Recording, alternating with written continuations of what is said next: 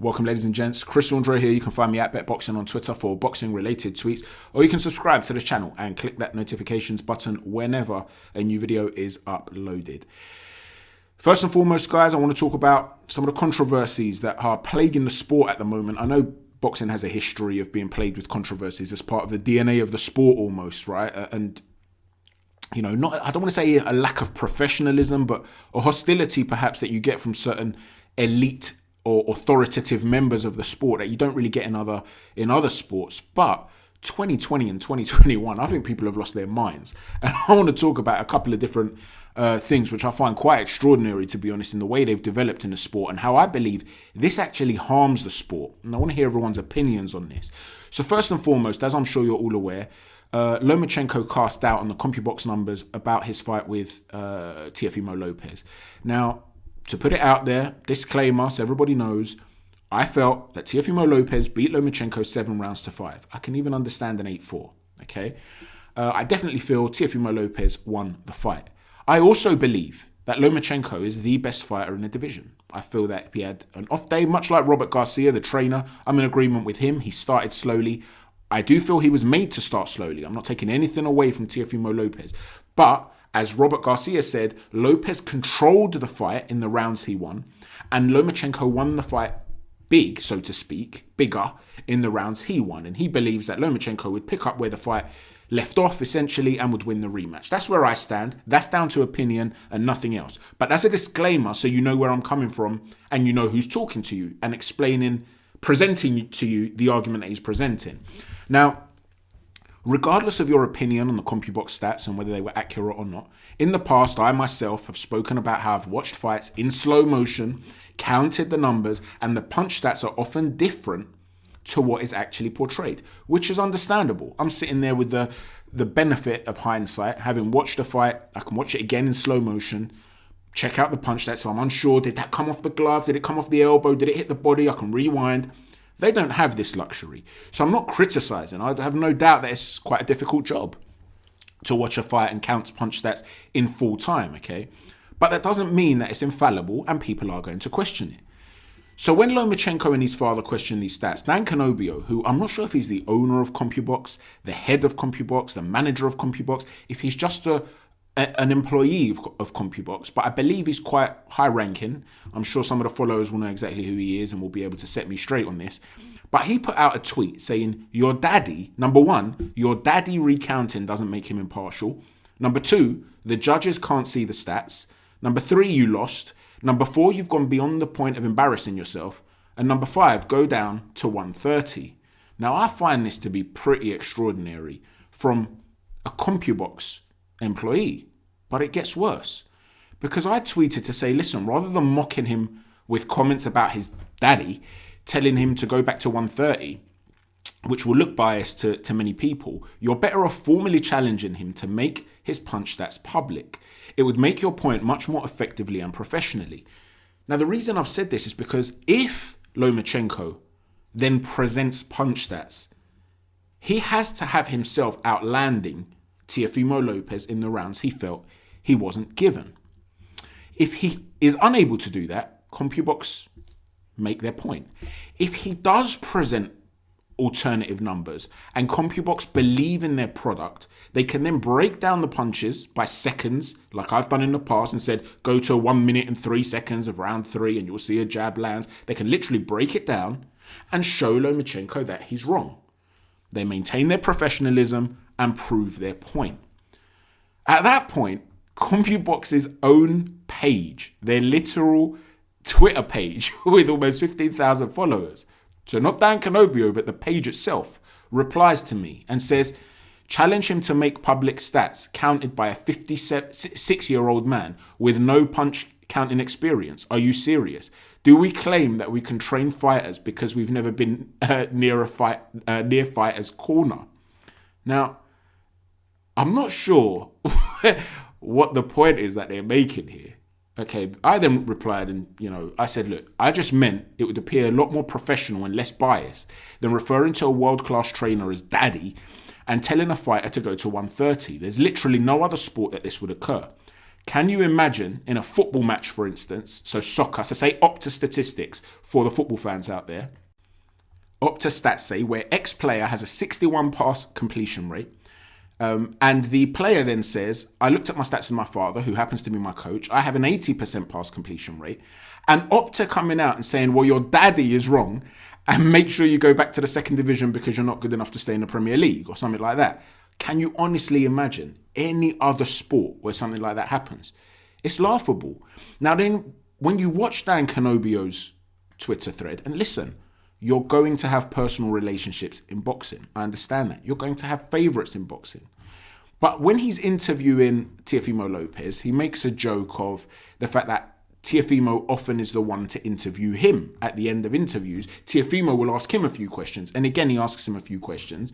And then he's asked about what he did on New Year's Eve. And Dan Canobbio says nothing. I was sitting at home with my brother and so on and so forth. Nothing like when you and I went partying, when we went out partying in Chicago post-fight. Now, this shows a personal relationship. Now, again, I understand that. You know, Dan Canobbio's American. He's going to know fighters. He's going to develop good relationships. It's natural. But when you're close with a fighter and then you come up with statistics, which the opposing fighter questions, and like I said, I'm not questioning the victory of Teofimo Lopez. And as a character, I really like Teofimo Lopez. And as a fighter, I like Teofimo Lopez. That's not where I'm going with this. But when you clearly have a personal relationship with a fighter and you have another fighter that questions the statistics, the way to handle that is to maintain an element of formality and professionalism. You don't goad the guy and talk about an elite level trainer as daddy and then start questioning his qualifications for counting punches. Because I'm not being funny, guys, but anybody can count punches if they have experience in the fight game. As somebody else rightly pointed out, Lomachenko was an amateur for a very, very long time, for many years, and his father was his trainer. And in the amateur system, it's literally a case of counting punch numbers. It used to be anyway. It used to be very much a point scoring system whereby it's literally where you touch a fighter with the white part of the glove. So what is this approach? I don't understand it. I don't understand this bias. Now, to me, that's just damage for the sport. It undermines Compubox moving forward. Now, additionally to that, moving on, Rob Tebbutt, who runs Boxing Social, of course, and again, nothing against Rob Tebbutt. I'm just stunned at what's going on in the boxing world at the moment. He's had a bit of an online beef with Tunde Ajayi. Now, Tunde Ajayi sent him a series of personal messages, which are, they were voice notes, which I assume voice notes means they were on WhatsApp, right? But Rob Tebbutt has basically publicised those voice notes after he interviewed Raza Hamza. And Raza Hamza, who had Tunde Ajayi as his manager, has broken away from Tunde. He's had an interview now with Boxing Social. And Tunde Ajayi basically sends, like I said, Boxing Social a series of voice notes where he's saying he'll never give him an interview again if he doesn't remove the interview from the internet. Now, Tunde Ajayi is obviously very emotional. He's very angry. He feels betrayed. He feels as though someone that he's given interviews with is somehow backstabbing him. Now, I've backed Tunde many, many times. You've seen me on this channel. One of the reasons Hatman first mentioned this channel publicly is because I was essentially defending Tunde Ajayi. So I've got nothing against Tunde here. But I'm always honest with my observations. And I believe that Tunde was just angry and emotional and not thinking straight. A reporter is not going to take down an interview with another fighter because that fighter said things that Tunde didn't like. That's a ludicrous request to make. He's a reporter. And it wasn't even, I don't think it was Rob Tebbutt that did it. It wasn't Rob Tebbutt. It was someone else that did the interview. He's not trying to take sides here. He's merely not censoring a fighter. Now, what Rob should have done in this point, though, logically speaking, rather than publicise private messages, contact Tunde.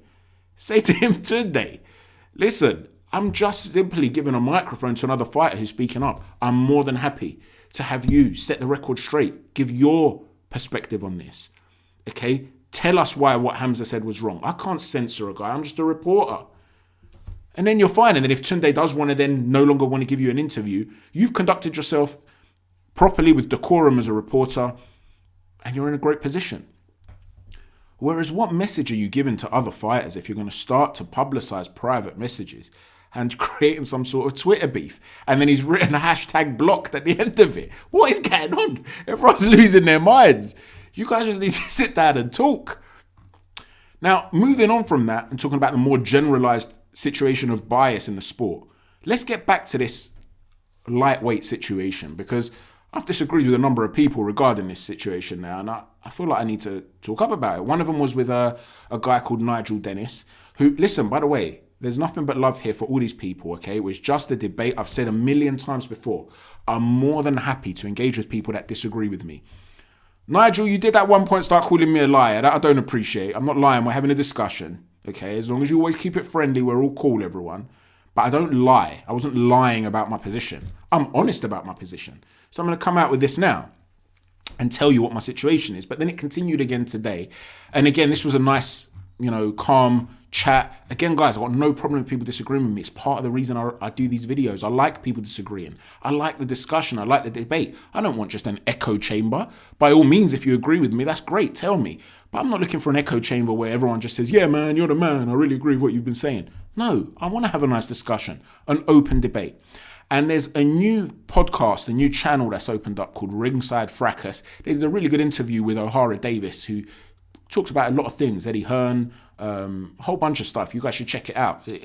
Honesty about him feeling that he quit against Josh Taylor and so on and so forth. It's a really good podcast. Check it out. But I had a disagreement with them with Sites on that as well. So let's talk about this. Let's talk about this particular topic. And that is, who is the legitimate lightweight WBC champion? Now, as far as I'm concerned, unless you engage in some serious mental gymnastics, the only way you can, that's the only way you can consider Devin Haney to be the legitimate WBC champion. The undisputed champion is Teofimo Lopez. There's no doubt about that. Guys, think of it logically, okay? And again, if you disagree, please make your case down below. Nigel, you're more than welcome again, because, like I said, this is one side of an argument. So Nigel or anybody else that disagrees with me, please leave your comments down below. Mikey Garcia vacated the WBC title to move up.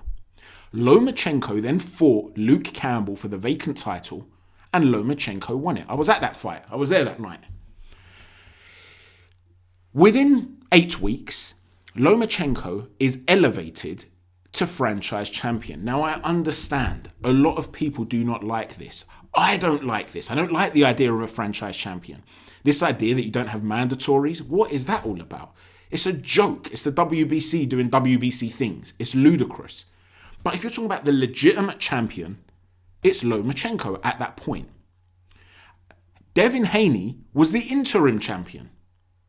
He was then elevated to full champion. He's never beaten anyone that BoxRec rank in the top 20. Now, BoxRec isn't, the be-all and end-all by all means, but at least BoxRec have a points-based system. Whereas we know governing bodies just do what they want sometimes with rankings. I mean, when David Haye was coming back and he fought Mark Damori was put in the top 10. I think it was the WBA, but don't hold me to that. In one of the governing bodies' rankings, he was put in the top 10. I think he was 4th. And I think, he was 8th. And Shannon Briggs, I think, was 4th. Something like that. One of them was in the top 5, one of them was in the top 10. And you're sitting there, you're thinking, is this some kind of joke? Now, BoxRec, which is a points-based system, had Mark Damori at something like 122nd. Not in the top 100. Okay, it was ludicrous for anybody to put Mark Damori in the top 10 heavyweights. It's just ludicrous.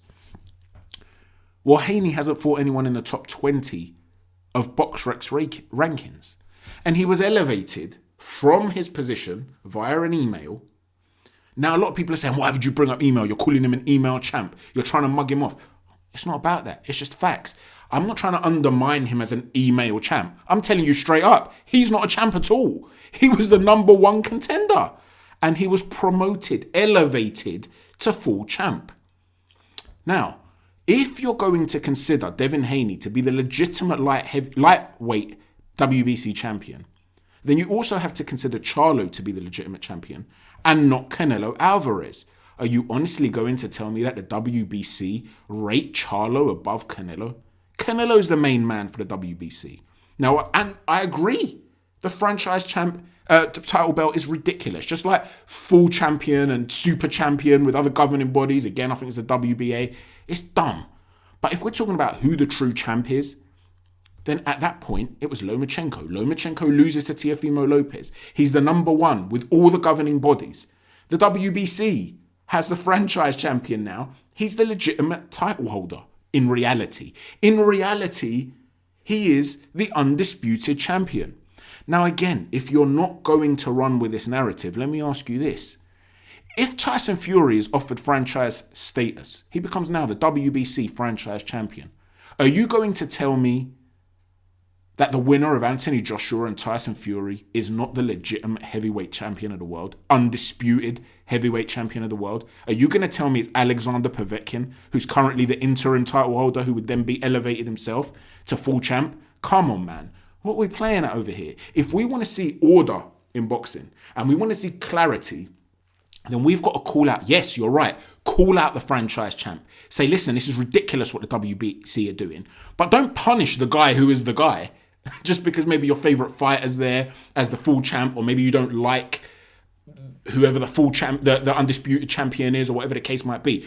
Just because that's the case, don't hate on that particular guy. Now, I'm sure many of you are not haters and you just see it as a case of, well, you know, Haney's got the belt and he's the one who's going to have to defend it. He's the real champ.